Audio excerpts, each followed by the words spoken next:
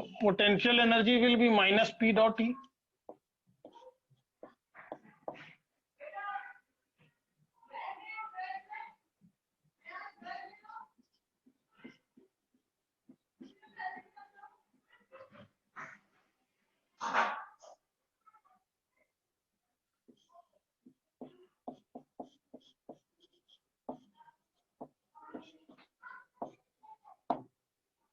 ये आ गई potential energy minus M dot B.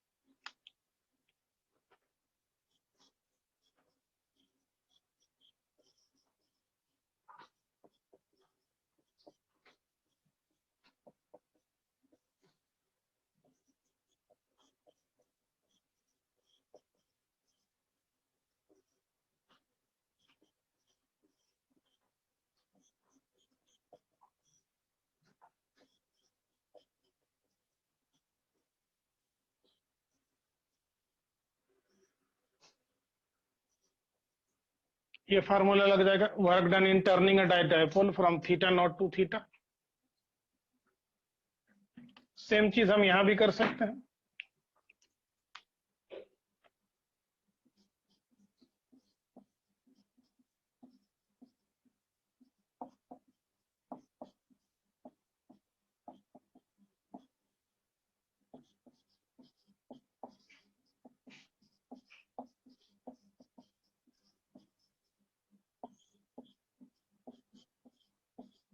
Theta naught से थीटा घुमाना हुआ,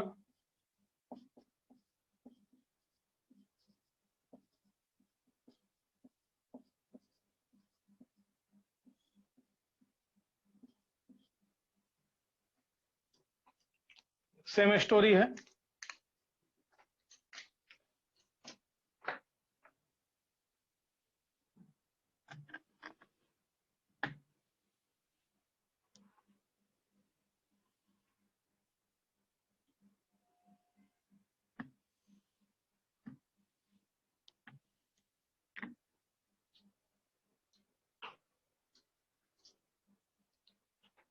अभी नहीं लिखे तो मैं रुक जाता हूं, कोई नहीं, थोड़ा तेज हो रहा होगा तो रुक जाता हूं।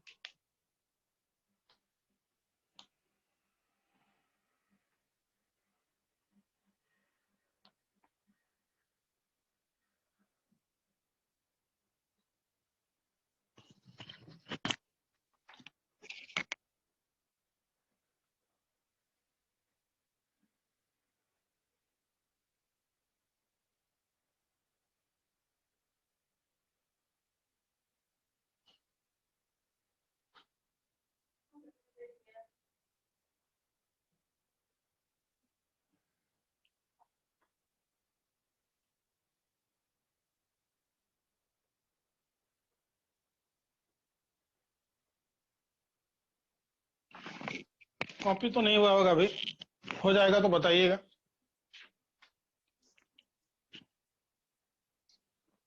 चलिए, तो यहां पर हम लोग potential energy system of stable equilibrium थोड़ा डिस्कस कर लेते हैं कि जब इन दोनों के बीच में थीटा जीरो होगा, तीन केस बनते हैं। When theta equal to zero, जब थीटा जीरो है, फोर्स जीरो है, टॉर्क भी जीरो है, तो इक्विलिब्रियम तो है और पोटेंशियल एनर्जी जो है वो मिनिमम है। तो ये जो सिस्टम हुआ वो स्टेबल इक्विलिब्रियम का पोजीशन हो गया।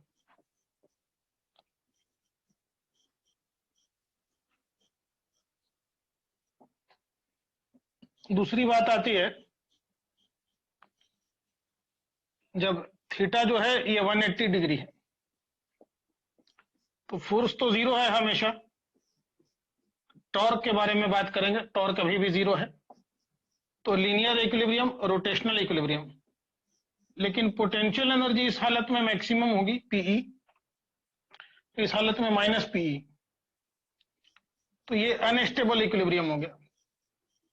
अनस्टेबल कहने का मतलब है कि यदि एक बार इसे थोड़ा भी डिस्प्लेस करके छोड़ दिए तो ये घूम करके इलेक्ट्रिक फील्ड के पैरेलल हो जाएगा। सेम कहानी यहां भी हो जाएगी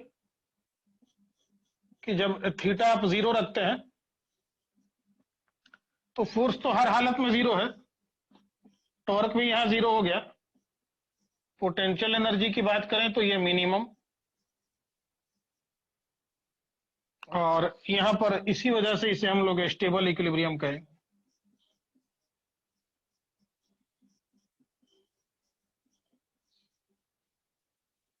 और दूसरी बात बनती है, जब थीटा की वैल्यू 180 डिग्री हो गई तो फोर्स तो यहां भी जीरो है, टॉर्क यहां भी जीरो है। लेकिन अभी अगर बात करें पोटेंशियल एनर्जी की तो इसकी वैल्यू जो है वो मैक्सिमम है, और इस हालत में ये अनस्टेबल इक्विलिब्रियम में होगा।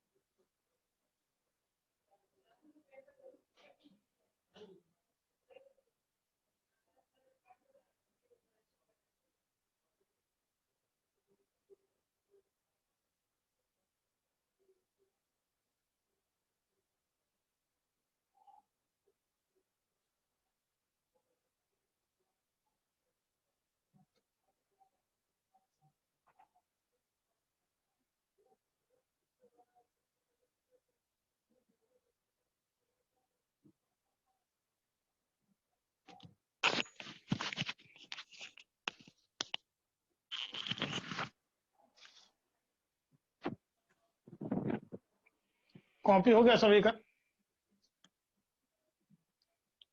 बोर्ड सही दिख रहा है आप लोगों को? जिनको सही दिख रहा है जरा हैंड रेज करके बता दीजिए। ये ब्लू से हैंड रेज होता है, हैंड रेज का बटन उसमें दबा दीजिए। अभी कुछ बच्चे क्लियर कर रहे हैं कि ब्लर है, तो प्लीज फिर से रिज्वाइन कर लीजिए। बहुत सारे बच्चों को सही दिख रहा है।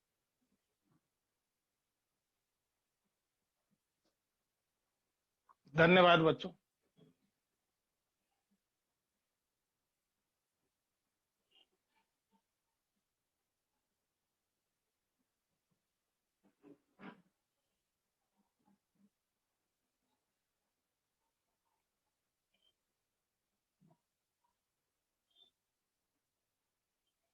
तो यदि कॉपी हो गया है तो आगे बढ़े हम लोग यहां से।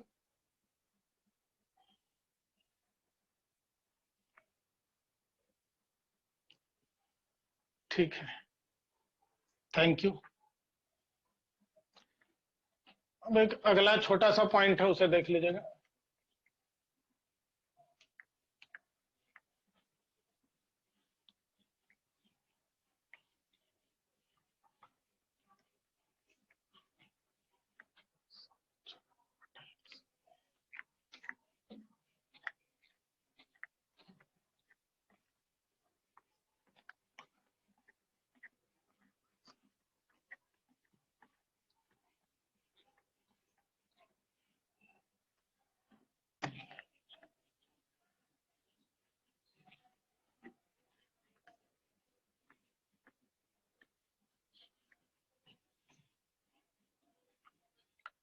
हमने देखा अभी तक काफी सारी सिमिलरिटी है इलेक्ट्रिक डाइपोल और मैग्नेटिक डाइपोल्स के बीच में।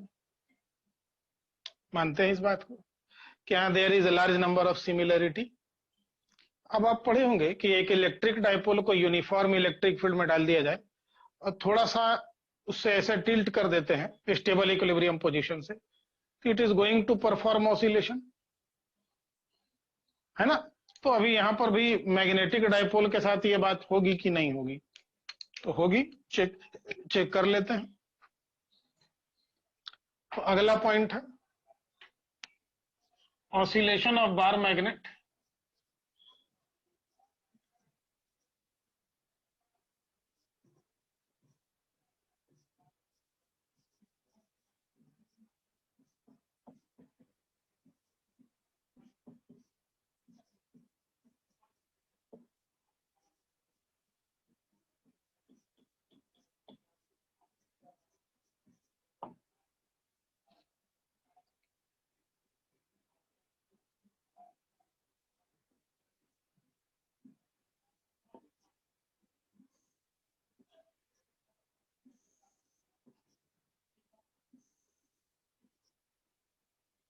ये एक यूनिफॉर्म मैग्नेटिक फील्ड है।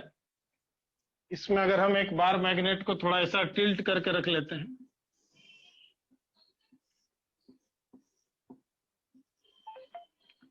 तो इनके ऊपर इधर फोर्स लगेगा, इनके ऊपर इधर फोर्स लगेगा, and they will perform oscillation. ये मैग्नेटिक फील्ड भी और ये dipole momentum.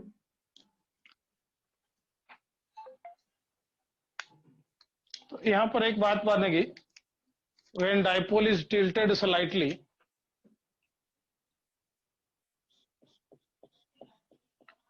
when a dipole is tilted slightly, when a dipole is tilted slightly in a uniform magnetic field,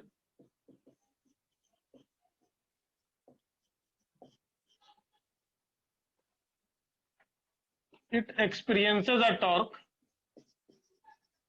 तो यह एक टॉर्क एक्सपीरियंस करेगा, इट एक्सपीरियंसेस अ टॉर्क। तो अब अगर हम बात करेंगे टॉर्क की, it will be m cross b। और यहां पर ध्यान दें, तो हमने थीटा इधर लिया है, एम बी, तो ये M B sine theta minus K cap, और ये I alpha direction plus K cap. क्यों प्लस के होगा, इस बात को समझिएगा। इस डाइपोल को यहां पर जो अभी घुमाया गया है, तो ये सेंस है थीटा का, और ये डायरेक्शन बाहर की तरफ है, और टॉर्क का डायरेक्शन अंदर की तरफ। बहुत आसानी से ये बात देख सकते हैं। तो इधर हम लोग अल्फा को लिख सकते हैं, एक लाइन और मान लीजिए, थीटा इज वेरी स्मॉल।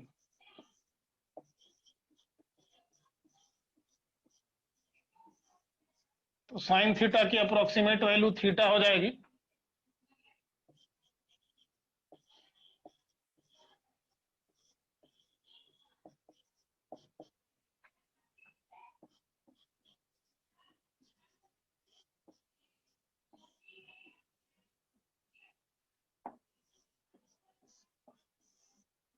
ये लिख सकते हैं।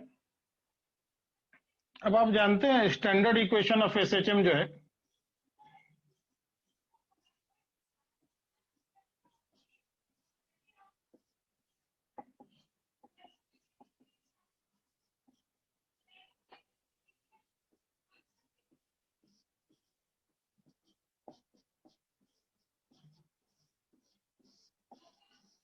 तो इन दोनों को कंपेयर करेंगे तो हम लोग लिख सकते हैं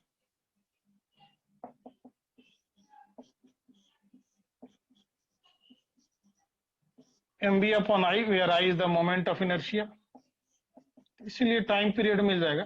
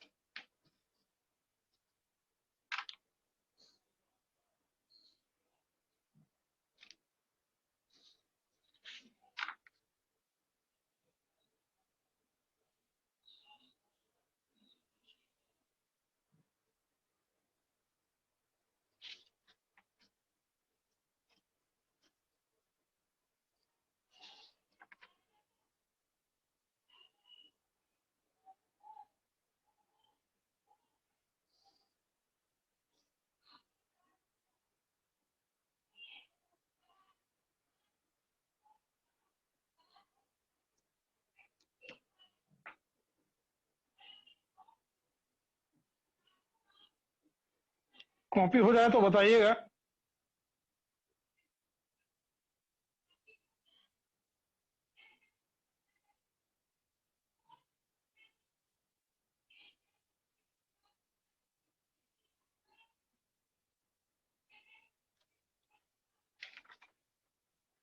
कॉपी हो जाए तो बताइएगा।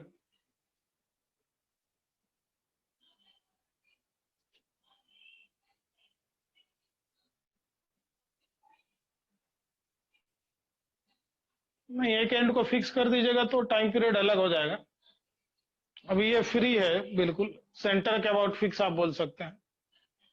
माइनस के हाउ, ठीक है। टॉर्क के लिए आपने फार्मूला देखा एम क्रॉस बी, तो राइट हैंड रूल, एम का डायरेक्शन इधर हो गया, बी का डायरेक्शन इधर है, तो ये दो वेक्टर हो गए।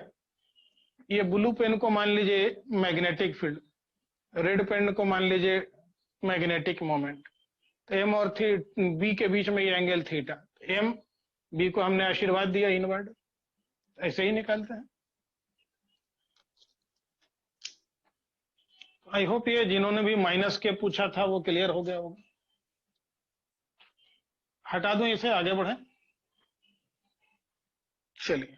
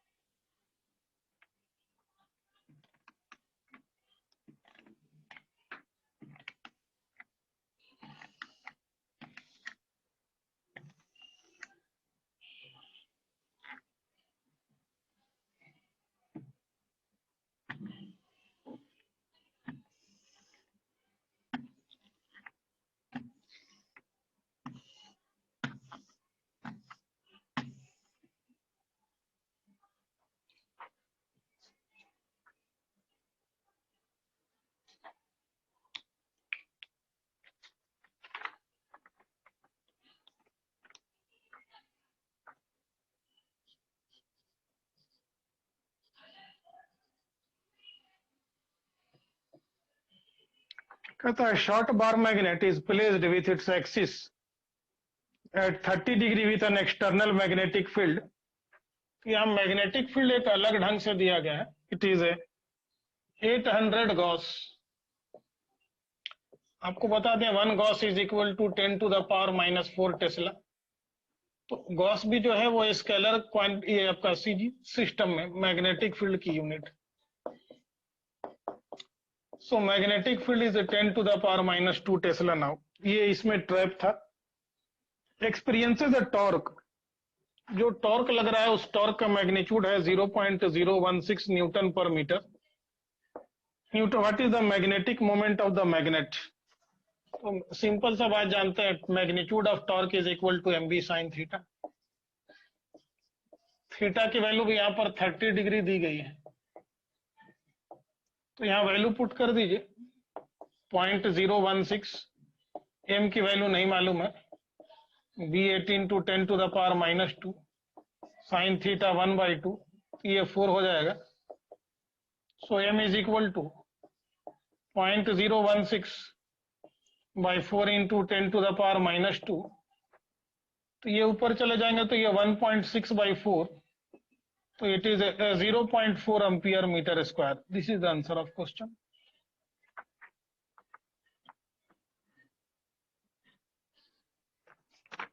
अब आगे बढ़ते हैं हम लोग इसमें। ये पहला पार्ट हुआ, मैग्नेटिक मोमेंट निकालना था। What is the work done in moving it from most stable to unstable. Most unstable, तो most stable theta equal to 0, तो थीटा नॉट से थीटा तक ऐसे घुमाने में क्या वर्क करना पड़ेगा।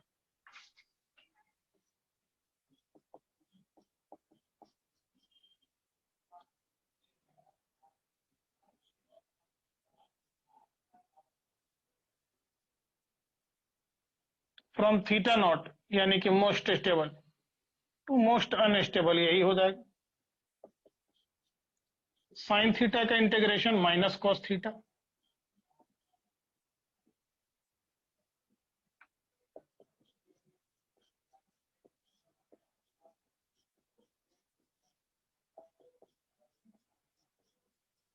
एम और बी की वैल्यू आप जानते हैं, पुट कर देंगे आ जाएगा। क्लियर है?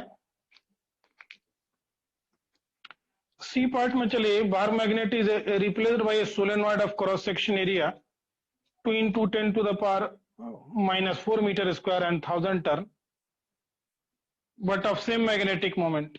Determine the current flowing through solenoid. अब ये जो बार मैग्नेट है वो रिप्लेस हो गया एक सोलेनॉइड से। सोलेनॉइड का मैग्नेटिक मोमेंट है NIA, तो I पूछा जा रहा है, तो I will be N/A। Magnetic moment निकल के आया 0.4। नंबर ऑफ टर्न यहां दिया गया है 1000 और 2 into 10 to the power -4 ये एरिया है। तो ये 0.4 by 0.2 ऐसा बच रहा है। This is 2 ampere. I hope it is the answer of question. Question समझ गया कि ये बार मैग्नेट का हम लोग हाँ वर्क डन को डेल्टा यू करके भी निकाल सकते हैं, और मैंने ही फार्मूला भी आपको लिख के दिया था, इसलिए इसी से निकाले। आप डेल्टा यू करके भी निकाल सकते हैं। 180 वाला मोस्ट अनस्टेबल इसलिए है कि वहां पर पोटेंशियल एनर्जी मैक्सिमम है, और कहीं पर भी स्टेबल इक्विलिब्रियम अगर हम लोग बात करें तो वहां पर एनर्जी मिनिमम होती है। आपको स्टेबल अनस्टेबल इस तरह से बताया गया होगा कि अगर ये एक बोल रख दे, इसमें कोई ब्लॉक यहाँ पर है तो यहाँ पर पोटेंशियल एनर्जी मिनिमम होगी। इसी बोल को ऐसा पलट के रख देते हैं, इस ब्लॉक को यहाँ पर रखेंगे तो यहाँ पर पोटेंशियल एनर्जी मैक्सिमम होगी। अब इस प्लेस से इसको इधर ले जाइए या थोड़ा इधर ले जाइए तो वापस ये अपने जगह पर आकर ऐसे ऑसिलेट करेगा। लेकिन इसे थोड़ा भी टिल्ट कर देंगे किसी एक साइड में तो फिर ये अगर इधर इधर टिल्ट किए तो इधर गिर जाएगा, इधर टिल्ट किए तो इधर गिर जाएगा। तो ये फर्क होता है मोस्ट अनस्टेबल और स्टेबल में। फोर्स दोनों में ही 0 होते हैं, टॉर्क दोनों में ही 0 होता है।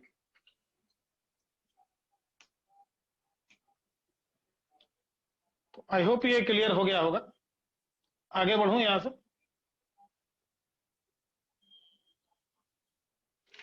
तो ये थी कहानी आपकी। क्वेश्चन नंबर 12 में चले आइए। तो हम लोग क्वेश्चन नंबर 12 देख लेते हैं फिर।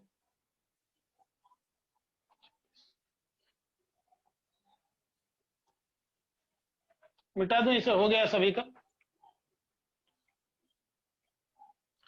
नहीं हुआ है, रुक जाइए।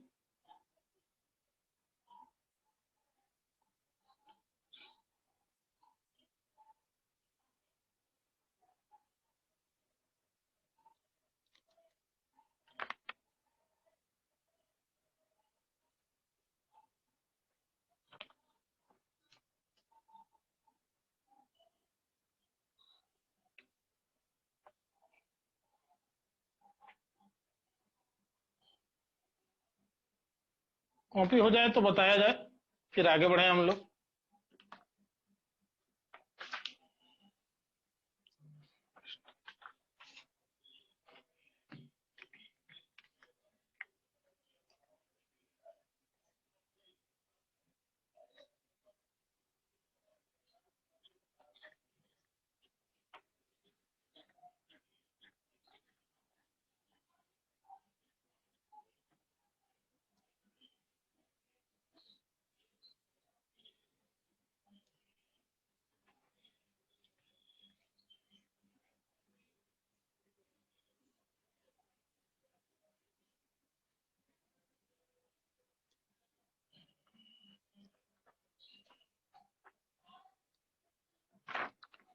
ध्यान दे सकते हैं अगला क्वेश्चन नंबर 12 में।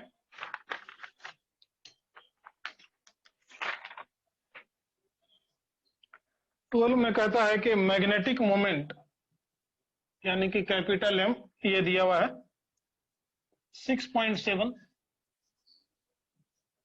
Into 10 to the power -2 ampere metre square, and moment of inertia,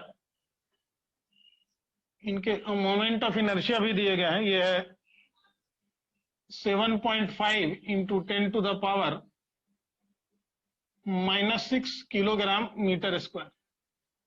ये मोमेंट ऑफ इनर्शिया है। It performs 10 oscillation in 6.70 second. यहां पर यही ट्रैप है कि 10 ऑसिलेशन करता है 6.7 सेकंड में, तो टाइम पीरियड हो जाएगा दिस विल बी 6.70 बाई 10, यानी कि 0.67 सेकंड ये टाइम पीरियड इसके हो जाएंगे। You can say like this. अब टाइम पीरियड के लिए अपने पास फार्मूला क्या है, 2 pi under root I by M B. और यहां आपसे पूछ रहा है what is magnitude of magnetic field, B क्या है।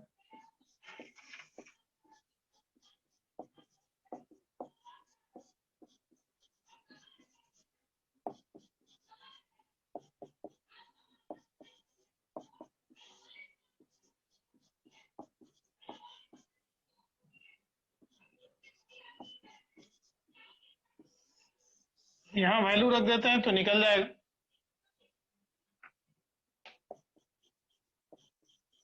तो काफी सिंपल क्वेश्चन यहां पर रहता है।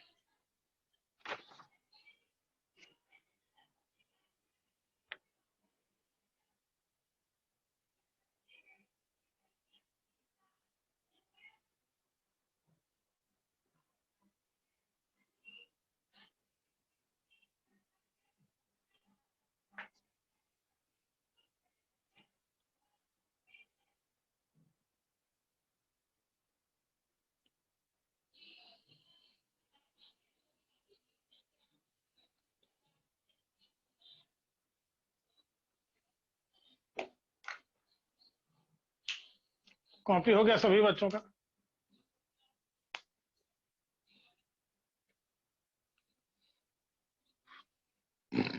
चलिए, यदि कॉपी हो गया तो हम लोग नेक्स्ट क्वेश्चन पर आगे बढ़े। नहीं हुआ है एक बच्चे का, रुक जाइए 2 मिनट।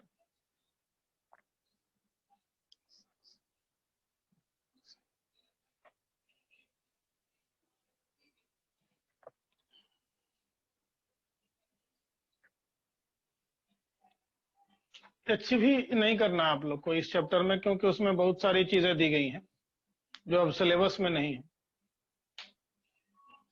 तो वो करके थोड़ा सा आपको लगेगा। होमवर्क आपको पीछे ही दिया गया है और आपके पैकेज में मैग्नेटिज्म 2 के अलग से करके क्वेश्चन दिए गए हैं, बस उतना ही करना है इसमें।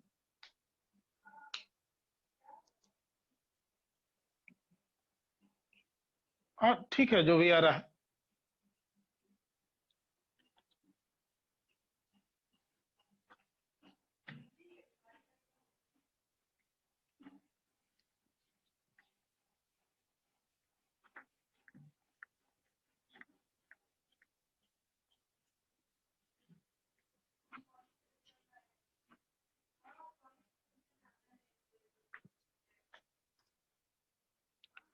आइए क्वेश्चन नंबर 13 बनाते हैं हम लोग।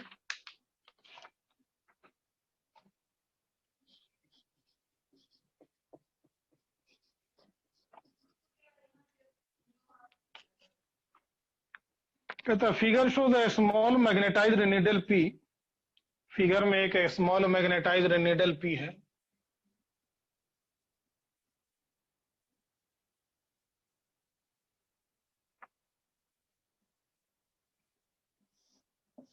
ये नीडल पी हो गया।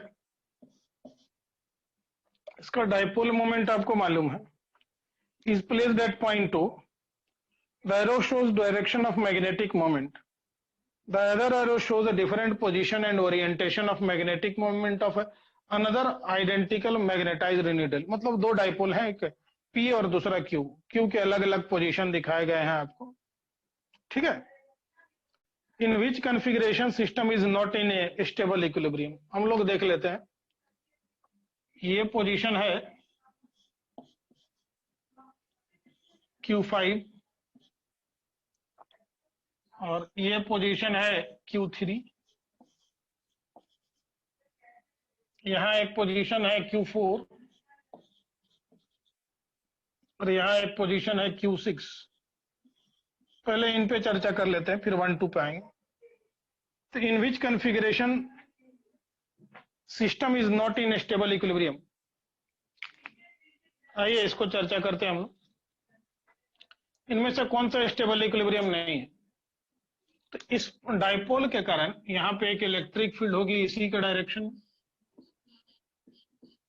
तो यहाँ पर जो थीटा बना वो कौन सा बना? 180 डिग्री। तो 180 डिग्री पर स्टेबल होता है या अनस्टेबल होता है? बताइए। 180 डिग्री पे अनस्टेबल, तो ये अनस्टेबल है। पी पॉइंट के कारण ये मैग्नेटिक फील्ड इसी का डायरेक्शन में होगी, इस पॉइंट पर, क्योंकि ये एक्सियल पॉइंट है। तो ये डायरेक्शन हुआ मैग्नेटिक फील्ड का, वैसे ही ये डायरेक्शन होगा मैग्नेटिक फील्ड का। तो यहाँ पे थीटा की वैल्यू 0। तो ये चीज क्या हो जाएगा? Stable equilibrium. और ये हो गया आपका अनस्टेबल। आप बहुत सारे बच्चे खुद बता रहे हैं।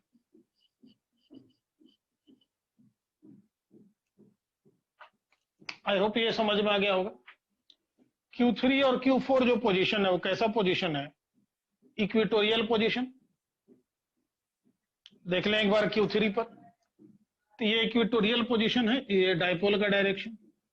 तो इक्वेटोरियल पोजीशन पे opposite to the direction of dipole magnetic field की डायरेक्शन होती है, ये मैग्नेटिक फील्ड। तो यहाँ पर थीटा फिर क्या हो गया? 0। तो ये स्टेबल। और यहाँ पर फिर थीटा क्या हो जाएगा?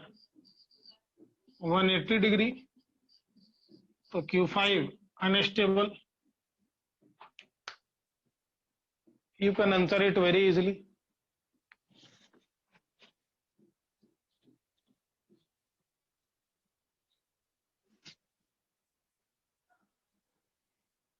समझ आ गया सभी को? अब दो पोजीशन और बचे हैं, 1 और 2। तो 1 2 भी कहां पर है? इनके फिगर बहुत क्लियरली नहीं दिए हुए, पर मुझे जो लगता है वो ये है। दिस इज अ पोजीशन, ये Q का पोजीशन है, 1 पोजीशन। ओके। तो अब जब ये 1 पोजीशन है Q1 का, तो यहाँ पर जो मैग्नेटिक फील्ड की बात होगी, मैग्नेटिक फील्ड तो ऐसी होगी। तो यहाँ पर थीटा क्या हो गया? 90 डिग्री। तो ये तो टॉर्क लगेगा, इक्विलिब्रियम नहीं है इसमें। तो साइन 90 तो 0 होता नहीं है, टॉर्क हो जाता है M×B। इसी ढंग से हम एक पॉइंट और देखते हैं, Q2। यही पॉइंट है आपका Q2 का। तो इस पॉइंट पर भी जो मैग्नेटिक फील्ड होगी वो opposite to the direction of dipole. फिर यहाँ पे भी थीटा 90 डिग्री। तो टॉर्क यहाँ पर भी लगेगा, यहाँ पर भी लगेगा। ये दोनों ही पॉइंट में इक्विलिब्रियम नहीं है।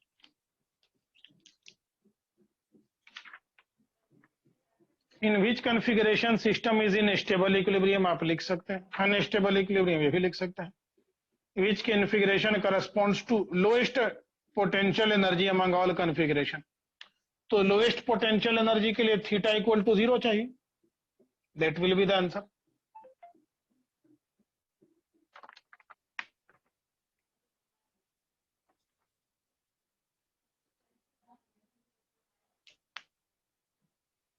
आई होप ये समझ आ गया होगा आप लोगों को।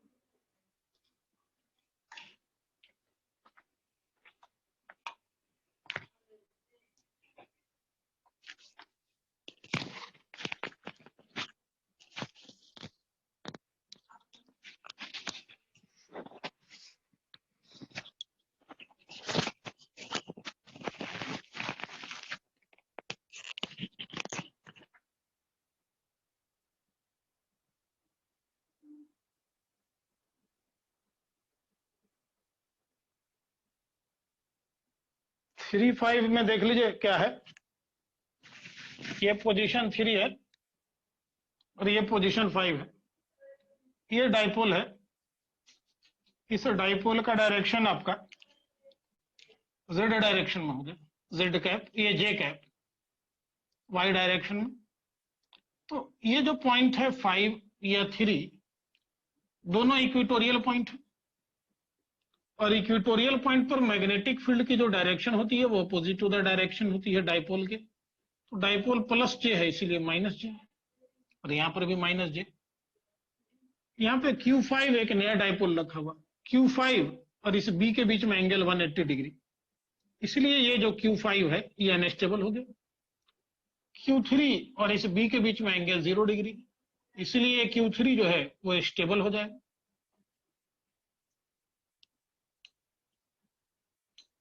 हाँ, Q1 Q2 are not in equilibrium. एक बच्चे ने लिखा है Q1 Q2 इक्विलिब्रियम में नहीं है, बिल्कुल सही लिखा है आपने कि Q1 और Q2 इक्विलिब्रियम में नहीं है। मैंने भी कभी नहीं बोला कि इक्विलिब्रियम में है। थीटा 90 डिग्री होगी, टॉर्क मैक्सिमम होगा। आई होप ये क्लियर हो गया होगा सभी बच्चों को। तो हम लोग अगले कॉन्टेक्स्ट में आगे बढ़ जाते हैं। अगले कॉन्टेक्स्ट में आ जाइए। अब हम लोग बात करेंगे अर्थ मैग्नेटिज्म का, टेरेस्टेरियल मैग्नेटिज्म। अर्थ के कारण एक मैग्नेटिक फील्ड होती है, बोलते हैं हाँ होती है। कितनी होती है इस बारे में बात करेंगे थोड़ा। What is the magnetic field by that of earth, ये अपने को समझना पड़ेगा।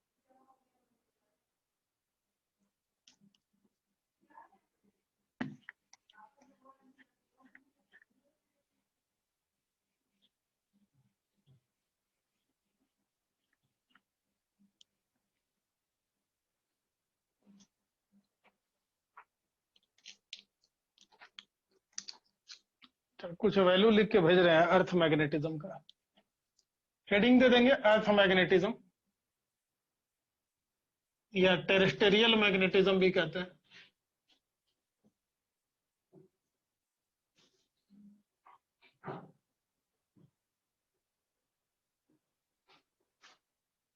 क्यों अर्थ को एक मैग्नेट मान रहे हैं?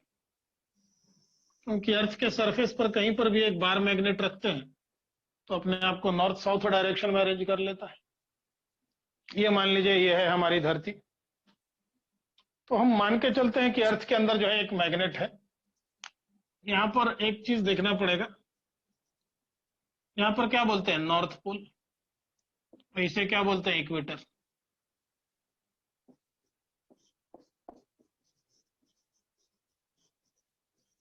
इसे कहते हैं जियोग्राफिकल नॉर्थ।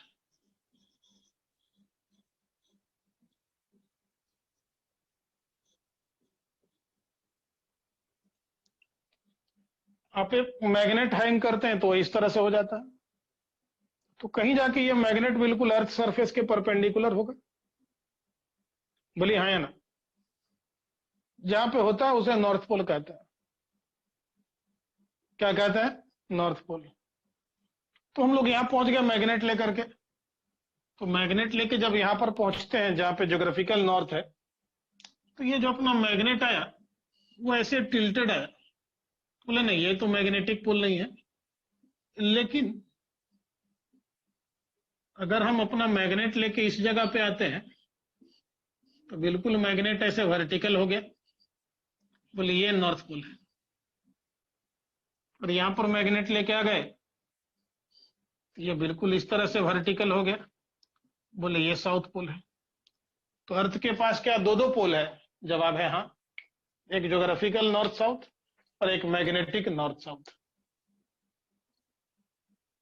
बात समझ गए? एक है ज्योग्राफिकल नॉर्थ साउथ और एक है मैग्नेटिक नॉर्थ साउथ। तो ये जो पॉइंट हो गया, this is a magnetic north pole.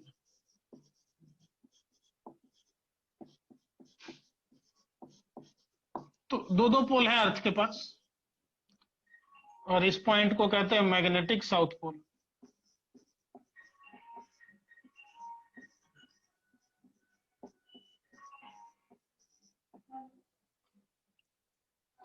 I hope ये कहानी समझ में आ गई होगी।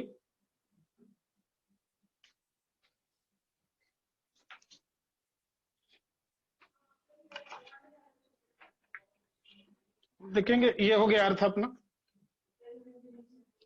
मान सकते हैं इसको। और इस तरह से ये जो लाइन हो गई, ये बिल्कुल इसकी मेरिडियन की लाइन हो गई। और ये देखेंगे तो ये इक्वेटर का लाइन हो गया। तो वो एक प्लेन में बना हुआ है, ये ऐसा एक शेप जैसा नजर आ रहा है, थोड़े उठे हुए यहाँ पे। ये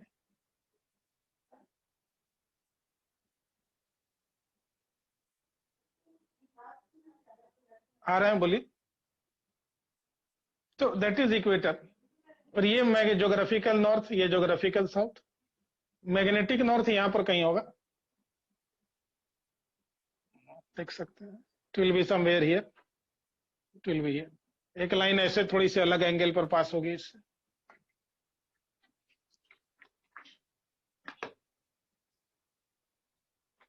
आई होप ये समझ आ गया होगा क्या बात कर रहा हूं।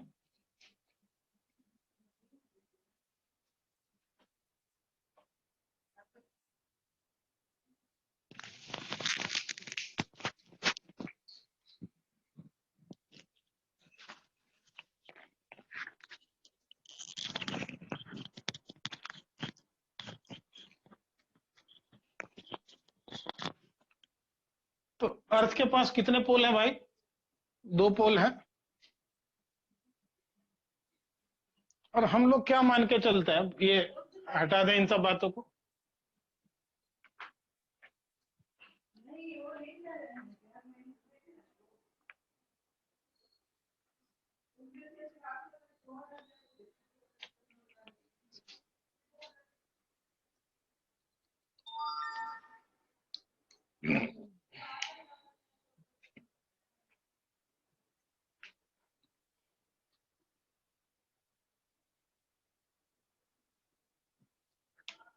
तो यहाँ पर हम लोग कुछ लाइन बनाएंगे, कुछ term.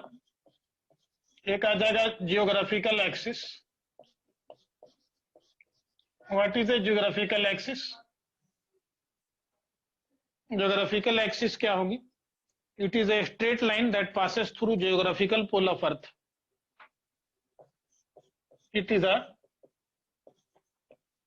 a straight line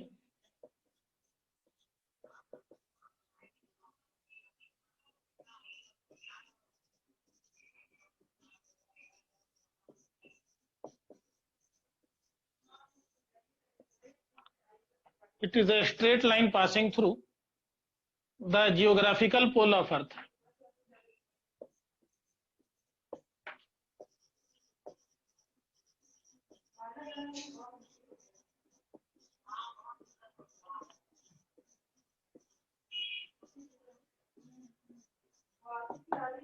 It is a straight line passing through geographical pole of earth.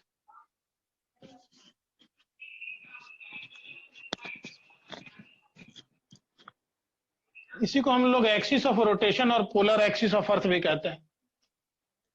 It is also called as axis of rotation of earth.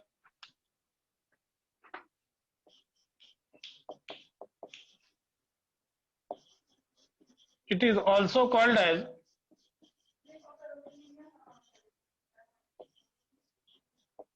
axis of rotation of earth।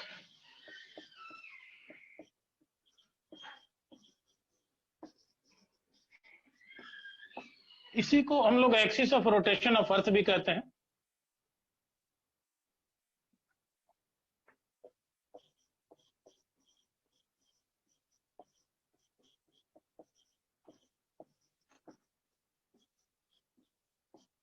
या फिर polar axis of earth भी कहा जाता है।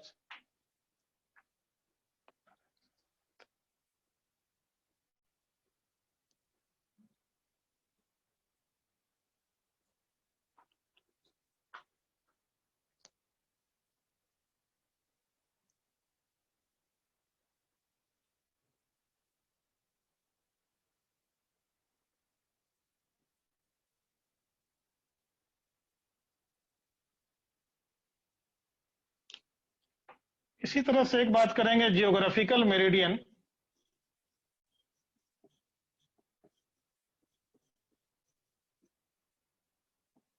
Meridian क्या होगा? It is a plane passing through, it is a plane passing through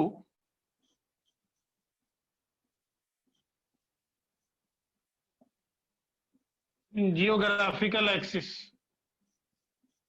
तो meridian हमेशा एक प्लेन होगा, इस बात को समझ के चलेंगे। जैसे हम लोग ये बात कर लिए, तो एक्सिस और प्लेन में फर्क समझिए। ये जो टिप है और ये बॉटम है, तो इसके बीच में डेफिनेटली एक स्ट्रेट रॉड कनेक्टेड होगा। यहां इस पॉइंट में आप देख लीजिए, ये बॉटम पॉइंट, ये इधर से इधर के बीच में, तो दैट इज एक्सिस। और ये जो बन गया ये ब्लैक कलर की ऐसी बाउंड्री, तो ये प्लेन हो गई, तो दिस इज मेरिडियन। ये पूरा जो ऐसे एक प्लेन बनेगा, इसे काट के अलग करेंगे, तो that will be the meridian. तो meridian is always a plane and axis is this line जो इसके अंदर से जाकर के यहाँ आई होगी। तो अपने को एक जो छुपी हुई इसके अंदर की लाइन है, ये लाइन कहीं ना कहीं ऐसे आई होगी अंदर से बाहर की तरफ, तो this line is the axis. So now you understood what is the meaning of axis and meridian. So meridian is always a plane, it can never be a line.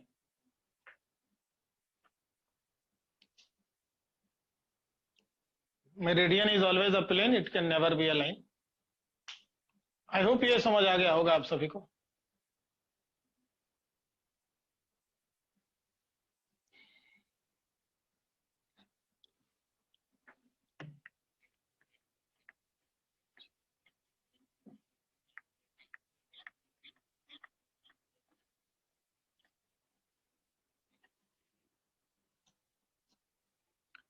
बात करेंगे magnetic pole.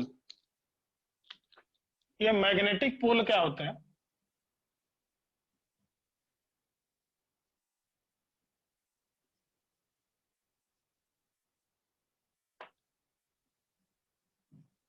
Location on the surface of earth,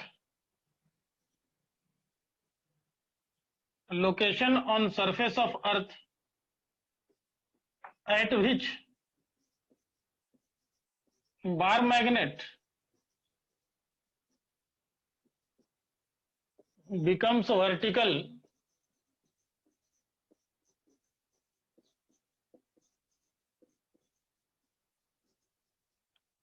when suspended freely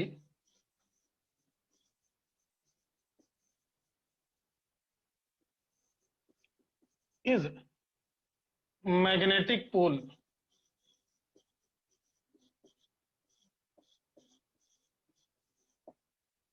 बात समझ में आ गई? तो अर्थ के surface पे जहां पे जाके बार मैग्नेट बिल्कुल वर्टिकल हो जाए, उसे हम लोग मैग्नेटिक पोल कहते हैं। और एक लाइन जो इन दोनों पोल से पास करेगी, उसे आप मैग्नेटिक एक्सिस कहिएगा।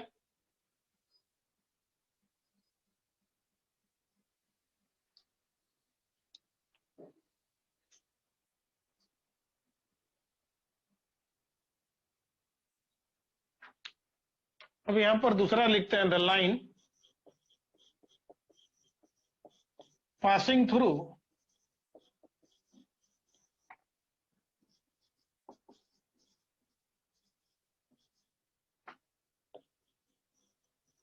magnetic poles is magnetic axis। तो अभी हम जो भी बात करेंगे वो सब मैग्नेटिक एक्सिस का बात करेंगे। That we will talk about magnetic axis. और एक प्लेन जिसमें ये मैग्नेटिक एक्सिस होगी, वो मैग्नेटिक मेरिडियन होगा। जैसे ज्योग्राफिकल मेरिडियन हो गया, वैसे ही मैग्नेटिक मेरिडियन होगा।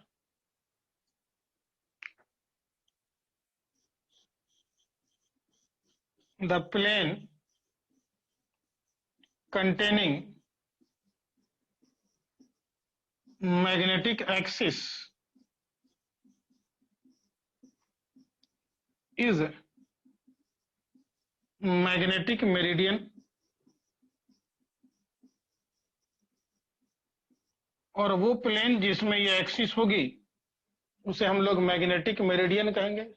सो meridian is always a plane, याद रखेंगे, प्लेन के लिए दूसरा वर्ड हम लोग मेरिडियन यूज कर ली।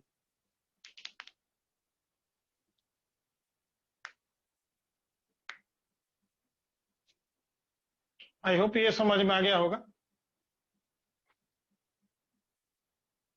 अब किसी भी मैग्नेट को हम लोग कहीं पर भी सस्पेंड कर रहे हैं तो एक पर्टिकुलर डायरेक्शन में आ जा रहा है, तो हम मान के चलते हैं there is a large magnet inside the earth.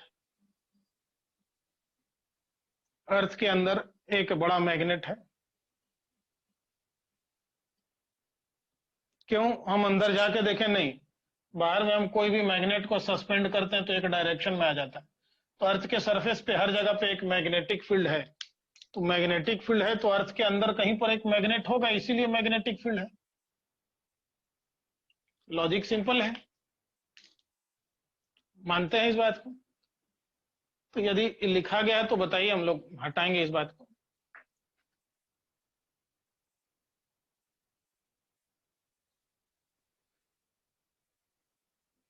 Done.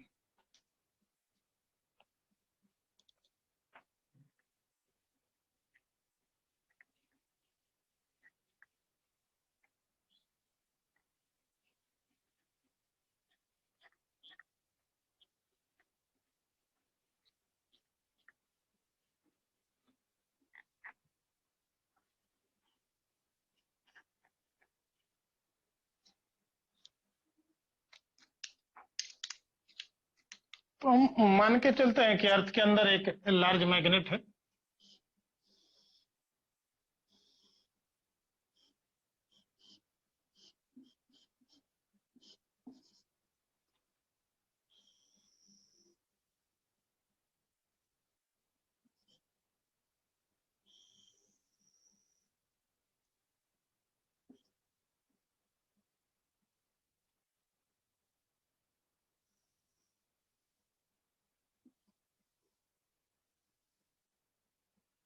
तो अर्थ के चारों तरफ इस तरह का एक मैग्नेटिक फील्ड का रीजन है।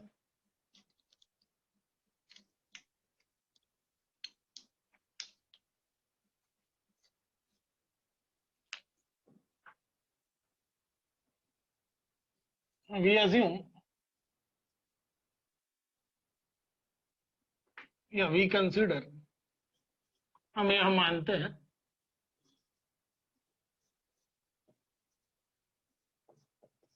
There is a large magnet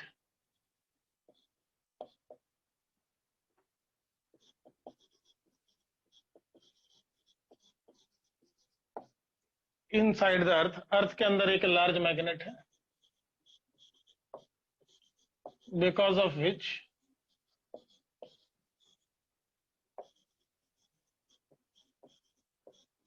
there is a magnetic field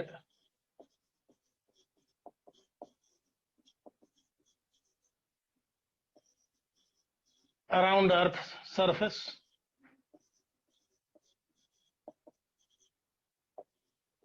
जिसके कारण अर्थ के सरफेस के चारों तरफ एक मैग्नेटिक फील्ड है।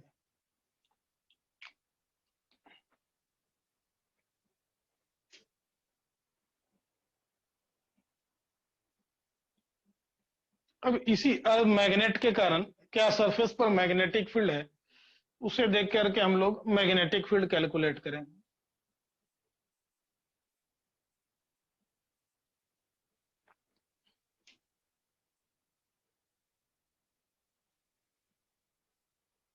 हम क्या मान के चल रहे हैं? अर्थ के अंदर एक स्ट्रॉन्ग मैग्नेट है।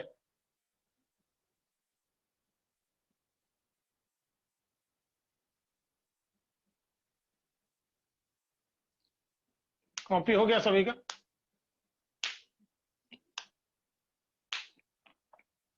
कोई बचे हुए हैं तो बताइए, रुक जाते हैं फिर।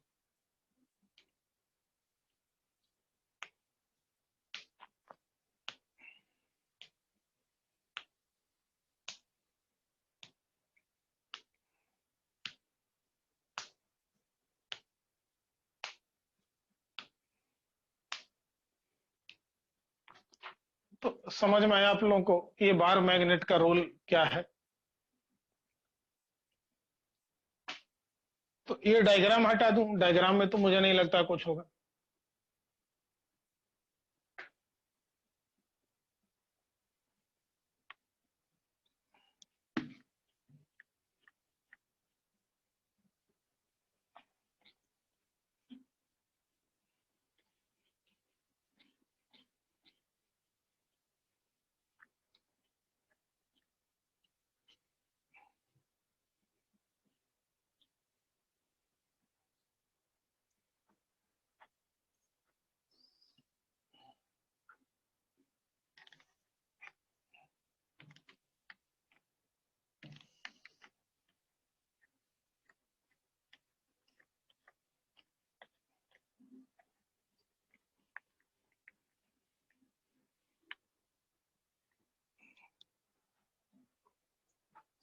तो चलिए यहां तक बातें समझ में आ गई होंगी आपको।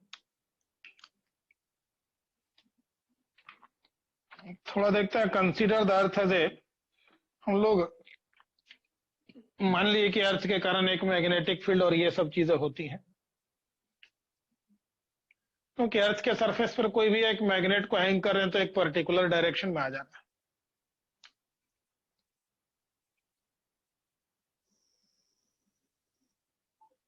ये मान लीजिए ये है हमारी धरती, ये लाइन इक्वेटर हो गया। तो अब कहीं पर भी इक्वेटर कहेंगे तो मैग्नेटिक का ही बात करेंगे हम लोग, ज्योग्राफी का बात नहीं करेंगे, क्योंकि ज्योग्राफी पढ़ भी नहीं रहे। तो ये जो अगर सिर्फ इक्वेटर भी इसे लिखते हैं तो इसका मतलब मैग्नेटिक इक्वेटर ही है, ठीक है। और ये मान लीजिए इंडिया अपना हो गया यहां पर कहीं पर, और इसी पॉइंट पर ये रेडियस ऑफ अर्थ होगा। ये जो इंक्लिनेशन है इसे लैटिट्यूडनल एंगल कहते हैं, लैम्डा। मानते हैं कि नहीं? अब हम ये मान चुके हैं कि अर्थ के अंदर एक मैग्नेटिक डाइपोल है,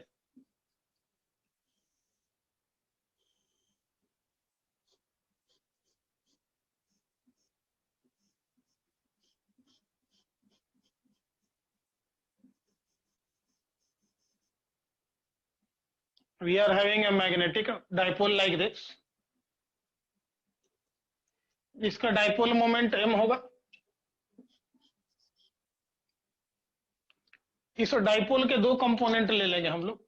अगर मुझे इस पॉइंट P पर मैग्नेटिक फील्ड चाहिए तो हम लोग इस डाइपोल के दो कंपोनेंट लेंगे कि नहीं लेंगे? यही तरीका पढ़े थे मैग्नेटिक फील्ड निकालने के लिए, बोलिए हाँ या ना।